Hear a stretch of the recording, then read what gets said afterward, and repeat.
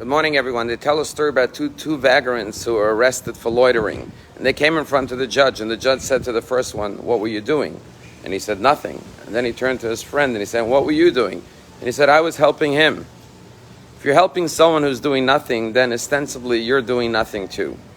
As we still grieve for the tragic events in Texas, the murder of so many innocent lives and children, we look for answers as a society. And of course we have to address gun control, we have to address mental health, we have to address all the issues surrounding security, the tragedy that occurred. But there's a broader picture as well, and that is, what are we teaching our children?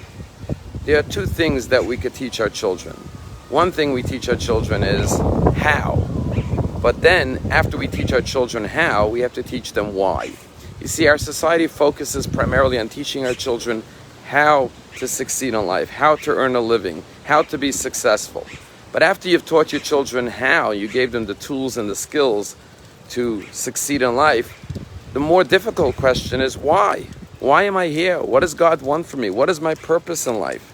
And unless a child is raised with an understanding of their purpose and meaning to their life, they cannot have real self-esteem. Because real self-esteem comes from knowing that you have a function in life, that you're not just drifting aimlessly, but you are here for a reason.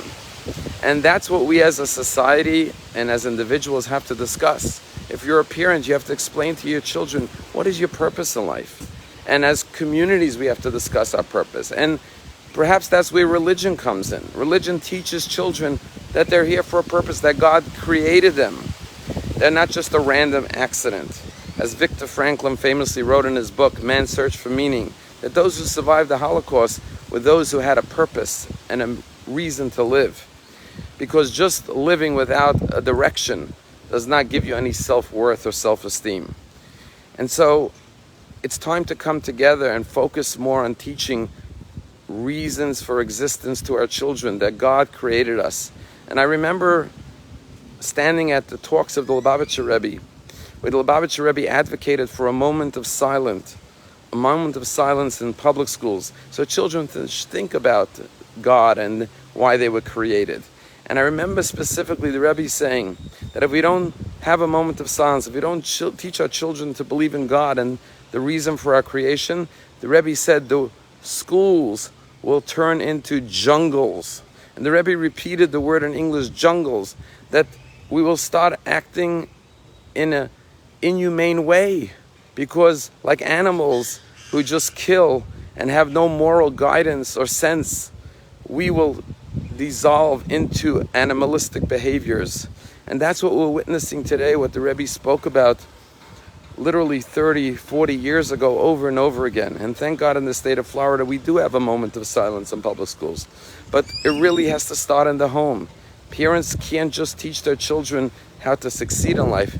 They have to explain to them that they're here for a reason, for a purpose. Tell a story about this parent who was an atheist, and he kept on telling his child that God doesn't exist. But the child had a deep sense of faith in God.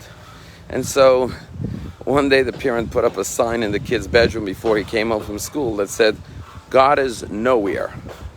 Kid came home, went into his room, and came down all excited. And the parent said, "Why are you so excited?" He said, "Well, there's a great sign in my room. It says, God is now here."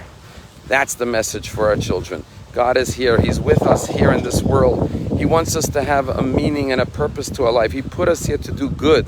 So whatever your definition of that good is, whether it's to be a good human being and help other people, to make life better for others, even if your purpose is to help the environment so others could live healthy lives, find the meaning. And in the searching, we find meaning itself. And therefore life has to be a constant search for our purpose, our destiny, our mission, our direction. And when we have a direction and a purpose, we will realize that we have self-worth, we'll respect our own lives,